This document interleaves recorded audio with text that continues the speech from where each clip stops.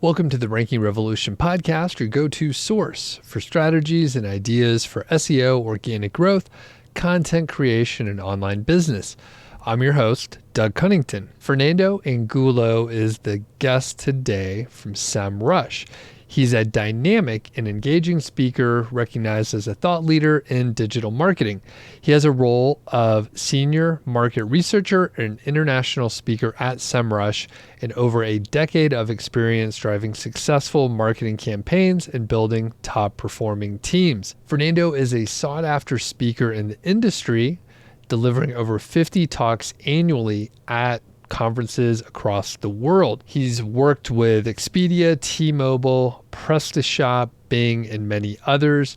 And in this first part, these interviews are two parts. In this first part today, we cover digital marketing trends, SEO in general, competitive analysis, and we explore his backstory a little bit just to understand how he got involved in digital marketing and his overall experience. In the second part, which is a separate episode, we'll cover running and executing an influencer marketing campaign and how to run such a campaign effectively. Fernando also offered up free access for, I can't remember how long it is. These free trials often vary in length and it depends on when you hear the episode and all that stuff, but he shares a link so that we're able to get you free access for Semrush, a trial, and you can check it out. I might be an affiliate for Semrush. I am unsure how the link takes you over there and if I get credit or any kind of thing like that. But if I happen to be an affiliate, then I might get a commission if you eventually sign up. But there is some amount of free access that you could check out. So we'll add the link in there. And without further ado, let's get to the episode with Fernando. Fernando, I'm excited to get into our conversation today, and I'm curious how you got involved in, SEO and marketing. Just kind of lay it out so we have an understanding before we get into the details today. Definitely. Thank you, Doug. So I was involved in different web projects. I'm talking about like 15 years ago, when the only tools to build a website were your imagination, a couple of tools from Yahoo or from MSN, Hotmail, whatever it was at that time. And the websites that I had were pretty bad, but good at that moment. But I wanted to have more visibility. I wanted to be on. Actually, I remember I wanted to be on Netscape. If someone remember what is Netscape, but Google came out, and I remember that was a game changer for the whole web industry at that point. And I started to follow what is happening to Google because it was really interesting how they were. So Google at the beginning, it was very spammy with a lot of ads everywhere. With time, they have changed a lot. Right now, they are very clean. When you type google.com, it's a really clean interface. It's nothing compared with when they started. So I was really a fan of all those changes in the whole industry, following what's happening with Firefox, with the browsers, what is happening with Netscape. Well, Netscape died. Then we had Internet Explorer, every time slower and slower. So Google was the big thing. So being on Google was the big thing. And one of my projects, it was related to dating. So yes, 15 years ago, I was into the dating industry. And yeah, that was like, I don't know, 200,000 sessions per day. It was huge. It was impressive. But I didn't understand how to monetize all that traffic. And following some Google SEO at that time was really popular techniques with link building, with this keyword stuffing, and understanding how I can get more visibility. I got penalized. So being penalized, taking down my website with traffic 200,000 people, I understood, okay, things needs to be more clear. And I entered with my first penalization to go to the process to clean my background, take this more serious, and say, okay, I'm going to start from zero. So it was experience at the beginning. And then I found out that, okay, there's a great tool here that I can see what are the links that are going from a website to other website. I can see even the rank that I have, the Google rank. I can see what are the positions that my competitors has. So that tool was, and it still exists, SEO Quake. So it was a toolbar, pretty much similar from the Alexa toolbar, but it was more impressive for me. And I found out that they needed some people to work with that tool, with SEO Quake. And I sent my resume. I was a sales guy who was really involved into CRM databases. I was working a lot with Salesforce, and they say, "Hey, you're good. So we want to work with you." And those guys from SEO Quake, they had this project, this interesting project that it was called Semrush. That it was starting. So I'm talking, they were a proper startup with no more than 20 people, all of them just developers. They were trying to monetize more this project, this Semrush project, because SEO Quake was a free toolbar. With At that time, they had about 5 million downloads. Right now, they are like, I don't know, $65 million because it's a free toolbar. But SEMrush was just starting. And I saw the potential of keyword research with that tool. It was brilliant. So you have all the keywords that are with all the metrics, with all the KPIs that you need for your project. You can use that, and you can select the websites, do a massive analysis about what's happening in a certain industry just by following their keywords. And I started working with them, trying experimenting a lot with my own websites. But then I got just 100% full time into growing the SEMrush project. At that time, we were 20 people in the team. Right now, we are about 2,500 people. We have like 10 offices all over the world. Our HQ is in Boston. In one of the offices in Barcelona. But in the last 14 years being in SEMrush, we grew really fast, like 100, 150% each year. So I saw people coming, going out. Most of the people from the beginning stayed till now. And the project is right now really big. We got public a couple of years ago. So our stocks are in the New York market stock. And the future for SEO, as we see, is still there. Every single year, we have heard that SEO is dying, or SEO is about to die. This year with AI, it's the same thing. But I have some cool information, some interesting inside information about what is happening between ChatGPT or Gemini or other AI models in terms of comparing with the traffic that Google is receiving. So basically, that's the start. I don't know. It's a lot. I know. I know. I don't know if we'll have time to dig into everything here, but there's so much. And I just want to make sure I got a couple things. One, I I used to use SEO Quake all the time. I forgot. I don't use it that much right now, so it just kind of escaped me. But it used to be multiple times a day I was using that. And you've been at Semrush for 14 years, is that right? Yeah, for 14 years. Well, Perfect. I started in 2011. It's going Okay. to be A little longer. 13 years, yeah, 14 years, yes. Okay, great. And your role there is a senior market research So your role is a senior market researcher and you're an international speaker. It looks like you do roughly one Yes. talk per week all through the year. So you probably travel a lot. Can you talk about your role as the senior market researcher? Yes. So inside of SEMrush, we have different departments. One of those departments, actually the second largest one, is called Competitive Intelligence Unit. And we are developing more and more advanced features related to competitive intelligence in overall the traffic analytics space.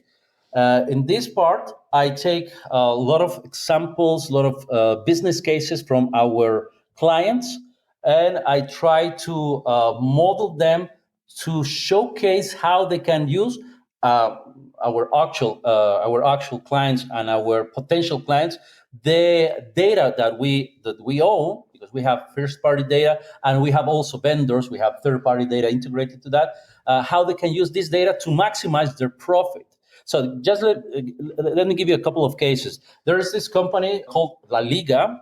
So it's a football here in Europe is soccer, right? So it's a football company that they have streaming videos from these matches all over the world, and with the help of our data, they are able to analyze which websites, which domains are doing piracy. They have these pirate streaming services, and they gather all the information and they go to Google and they cancel those websites. They take them down. So that's one of the cases, right? Anti-piracy. We have another case, like for example, is IKEA or any other e-commerce. They want to be sure that their prices are the lowest, or they have very interesting differentiators from the competition, right? In certain segments, it can be Samsung, it can be LG, whatever. So they take all the landing pages. They have all these URLs with the descriptions from the products, and they do a comparison with all their service providers, with all their can be marketplaces, and they check, okay, what is the fair price for this country or for this region, and they are analyzing massive amounts of data because we are providing them with that. So this unit, this department, we call them unit, is working more into the web traffic sources. So what is direct traffic, organic traffic, paid organic traffic, referral traffic. So every source has an important significance for website visibility. And we are providing insights about, well, what is the best user that you can get in terms of what is the buyer persona that your industry have right now in this precise moment, right? So we are building user profiles, we are building industries profiles, and for any sector, we are trying to identify all the time who is the leader of a niche and understand what is the strategy using these techniques, identifying what are the sources of traffic and how every single source is contributing to the success of the overall project in this case. Got it. So someone could understand what's going on in the market, some of the lead competitors out there, and hopefully try to add their own spin to it, but kind of follow in their footsteps to see what's effective, especially with, like you said, segments of the traffic sources. Maybe people coming from YouTube convert really well, but people coming from TikTok don't convert as well, perhaps. Yes. In terms of a recent experience, so my wife, she was looking for an AI course from which are very popular during this time, right? Being an AI professional or an AI prompt engineer is something that is trending right now, right? In the market, in the online educational market, you need to choose the company, the education provider, which has the most experience of all, right? So analyzing the historical path of the web traffic of a project, let's say I'm searching on Google best AI prompt engineering courses, right? And I have the three top choices there, which are paid options, either sponsored because they are doing their ads. So I'm analyzing the three first choices, and I can see using these tools that we call in the project trends. This is a section in Semrush that is called trends. I can see when they have started this project, when they started to receive traffic from the internet, and I see that the two first projects they started like a couple of months ago, so it's pretty new. So all the information that they say that we have all these universities working for us, they are only 2 months in the market. So it's a project, it's really new. But I see other projects that they have 3 years in the market or 4 years receiving some traffic. So I can say, okay, these guys are in the market for four years. For AI courses, that's a lot. 2 months is like, okay, new things are happening.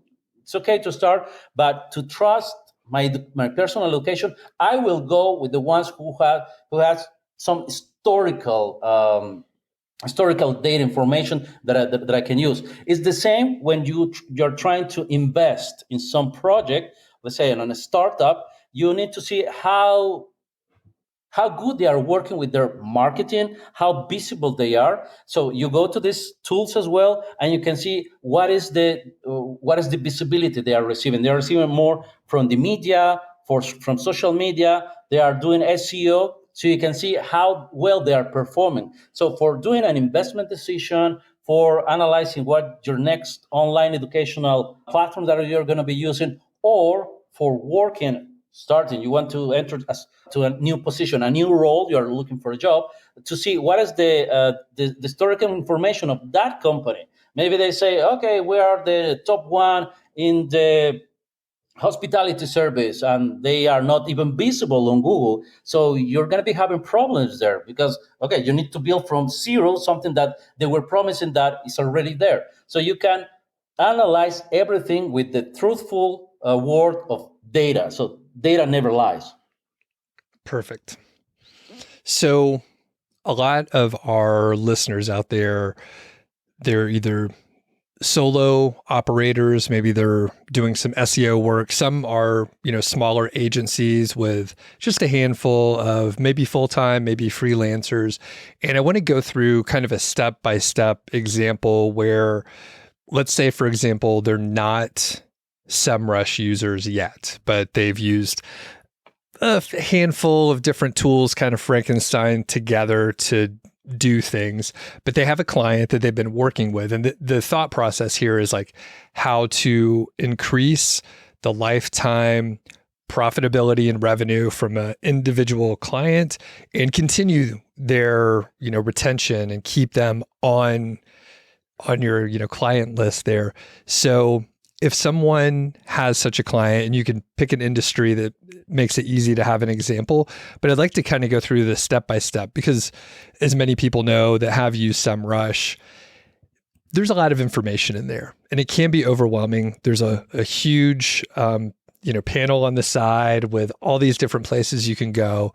So what is the order of operations for someone to just get started? Because obviously you can keep optimizing down the line, but where can we get the biggest bang for our buck? So it's very clear to the client that you're providing a huge amount of value. So they're thinking, oh, it's just going to keep getting better from here.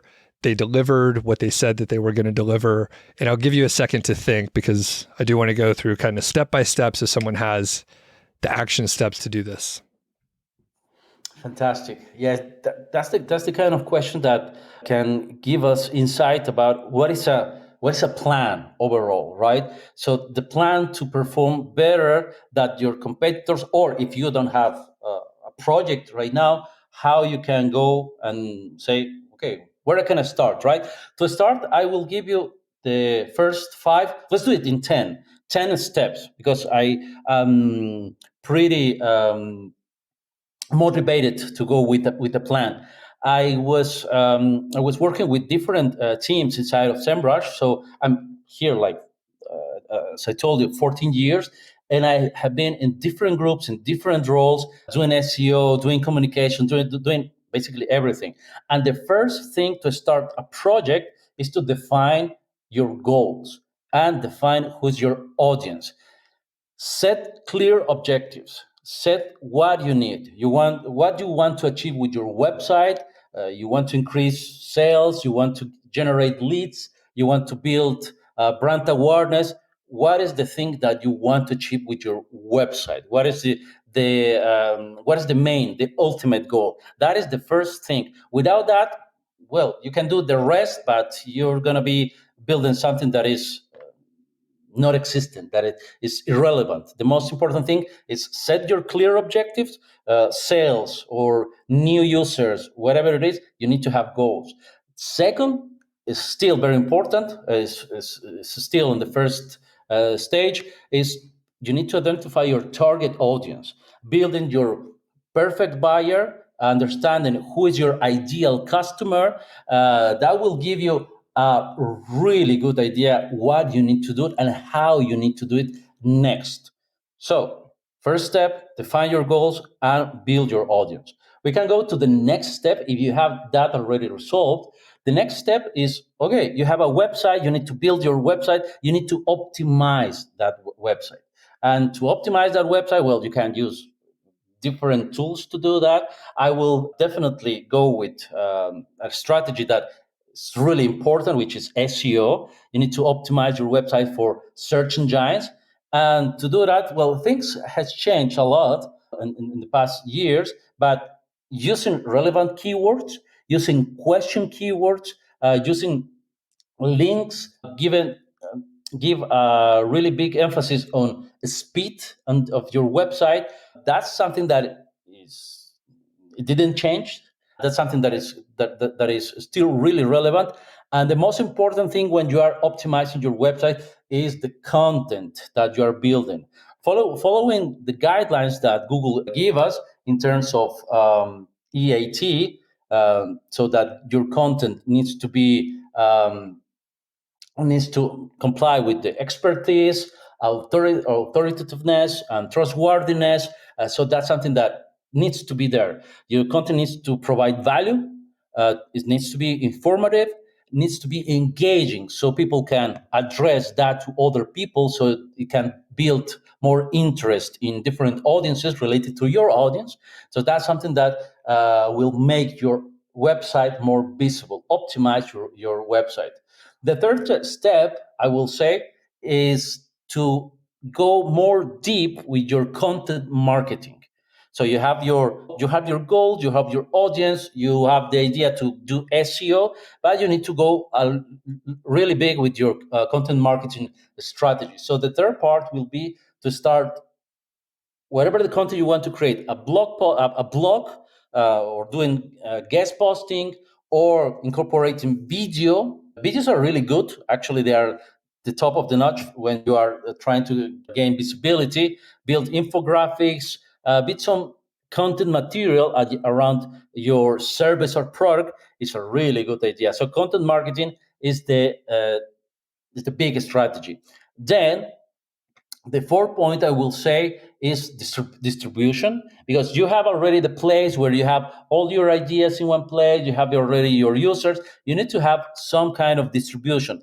You don't want to spend much money, you don't have any money to spend, you need to go with social media marketing. So social media marketing is a great tool that, well, everybody's using because it's working, and you need to choose the right platform. So once you build the buyer persona, the user persona, you are going to be noticing that most of them are, depending on the product, of course, that or service that you are selling, most of them are on YouTube, or most of them are on Reddit, or most of them are on TikTok. Wherever they are, you need to be there, and you need to associate the message of the product or service that you are trying to deliver to the right platform. In this case, you need to engage with them, share the content that you have created. You need to engage with them in conversations. So this is the social media marketing part, where you need to respond comments. You need to send information about what you have to offer to them in different ways.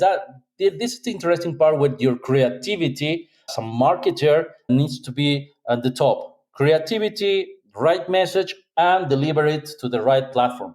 Then I can say, fifth step, email marketing is another channel. So if you are a small business, you need to start building your database of users. So taking emails is something that is still working. It's a great channel to deliver your messages. And of course, when you have an email list, well, that's something that is a really great place to send messages related to updates, offers, or any valuable content that you can have. At this point, if you have an email list, if you can have at least, I don't know, 500 people, 1,000 people in your list or more, well, you already have you have an asset already on your possession. Next, all till this point, every single strategy of the biggest plan are for free. So you're just investing in knowledge and in your time. The next strategy is paid, because when you have already all that working out, you need to go definitely with paid advertising. You need to use Google Ads. You need to run social media ads in order for people to find what you are proposing, what you're offering. You need to run search ads or display ads and target to, to different websites that Google possesses, that Google owns, and target to your own website. With social media ads, that's pretty much the same thing, but you're using Meta, all the Meta platforms. You can use LinkedIn, and you can reach different demographics. With social media ads, well, it's more. Well, right now it's not that cheaper in comparison with Google Ads, but it still is in some cases. The main point is to have more platforms working for you, because you're paying for that. The final three steps are related to analytics and monitoring. So you have built your process, building your website, optimizing your website, doing the social media marketing, the paid advertising. Then you need to go with analytics and monitoring. So use Google Analytics, use third-party instruments like Semrush, use A/B testing tools, use communication tools for providing more interaction with your team, like Slack, for example. Use a CRM to work, for example, HubSpot or Salesforce, whatever. So you need to have tools for analyzing how well your message is delivered and how well that message is working for you in terms of conversion. The sales percentage that you have from a certain marketing budget. Why you need to do this? Because you need to adjust your strategies to be more effective, and you need to improve your website performance according to the message that you are delivering and the reaction, the results that you are receiving. Once you have done that, you need to go to build backlinks. So I didn't touch the backlinks part from the beginning, because that's a more, let's say, that's more expensive part. That's more into SEO pro part. So building backlinks, some SEOs they're saying that backlinks are not working anymore. Some others are saying that working. In my personal experience, they are still working. People are still using. Business are still using it. So the quality link that is working is the one who is targeting a quality content from other website to yours. So in order to do that, you need to do link building, outreach to bloggers, influencers, other websites, build relationships in order to earn those backlinks, which is a really great strategy. Then you can go still use directories. You can go to listings from different websites, submit your website to relevant directories. For example, 10 years ago, I remember I added my website back link to Wikipedia, and I was earning tons of traffic from Wikipedia, but in a couple of years, they closed that. You cannot do that anymore, but there are several directories over there, even from your local government, the pages from the directors from business in this local area, or from business from a certain industry. For example, in the healthcare industry, the director of hospitals, or in the automotive centers, the providers of a certain brand, for example. Finally, I will say that you need to improve everything. Start from the beginning, thinking about your website again, and start from each step one by one all the time, because this is a continuous process that needs to be improved all the time. You measure, improve, and go ahead. Measure, improve, and you go ahead. Basically, that's it. Very simple, but it looks like it would take a lifetime to go through each one of those. And I think one area to tease out here is probably if an agency is working with a client, they're doing some pieces of this. So you listed about 10 different items with some sub tasks in between. And again, there are a lot of things that someone can work on.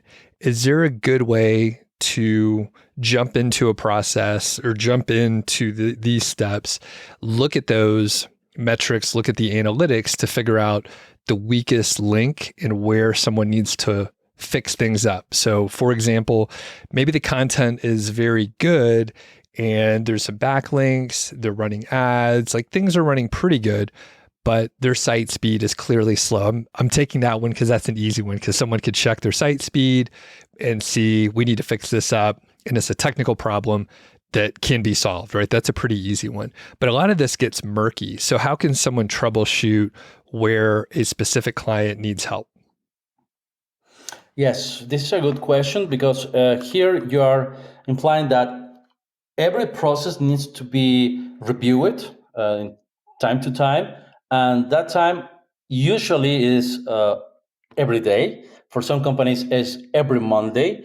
And I remember when I have when I had my own project, and right now I'm looking more into Google Analytics 360. Now it's G4, right?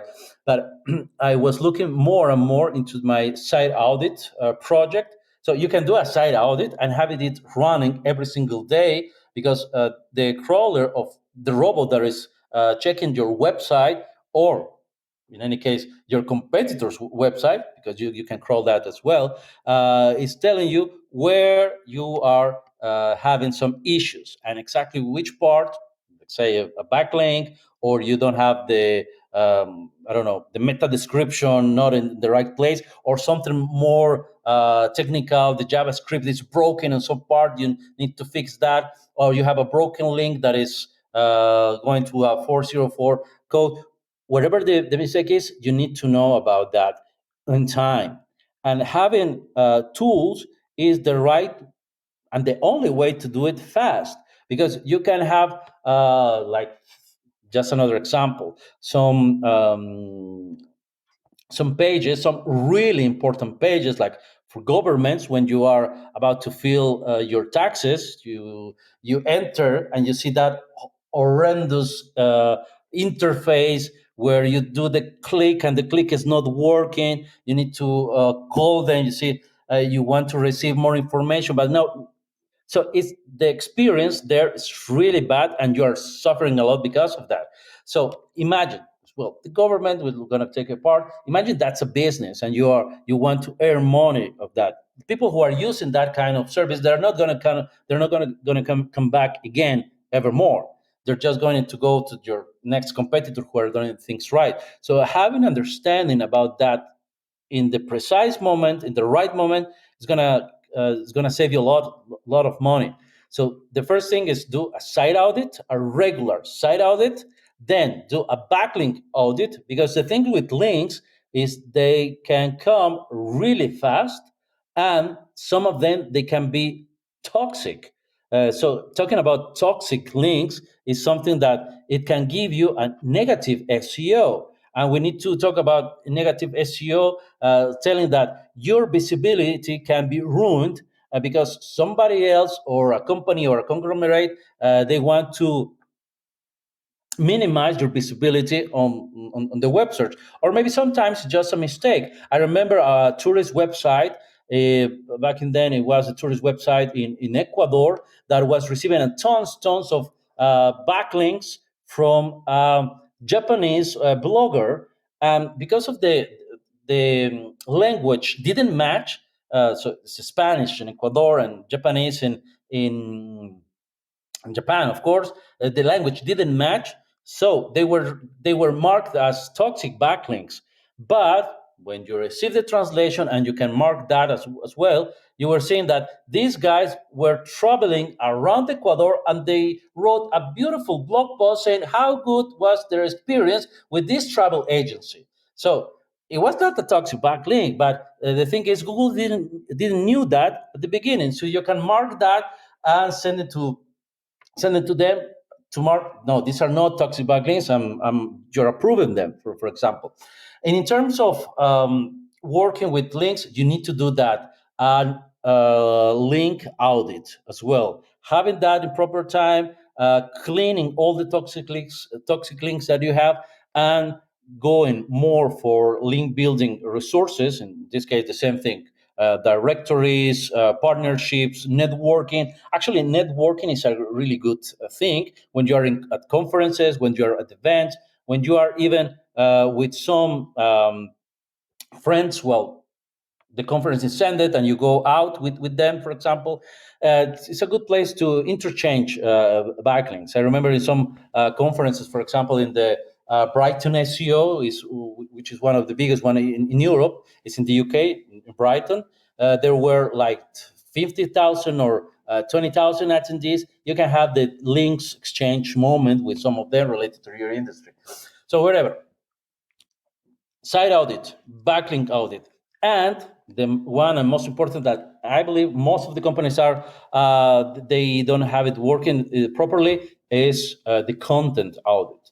So if you have a piece of content that is not performing well for several years, you don't need to have it that there, because you are just losing your crawler budget. So every website, they have a crawler budget from Google's bot. But if you are telling that crawl this landing page, you have a ton of words over there, and it's not performing well, you have two choices. I will choose one of them. You need to delete that piece of content, or you need to repurpose. So give it one chance. Repurpose that content, make it more interesting, or just delete that part and create new content. Creating new content is always a good choice, specifically if that piece of content is not a single one, and you have dozens or maybe hundreds of pieces of content that are not performing well. Deleting that part is sometimes, most of the times, are a good idea. I need to do that on my site. It's been a long time since I've done an audit. It's one of those maintenance things that it's easy to forget, and then it's a pain in the butt to go back to do it. Thanks a lot to Fernando and Semrush. If you happen to see him out at an event, maybe he's a speaker at a conference that you're attending, be sure to say hello. And if you want to check out Semrush, there's a link in the description and probably a couple links where you can hook up with Fernando if you want to connect with him.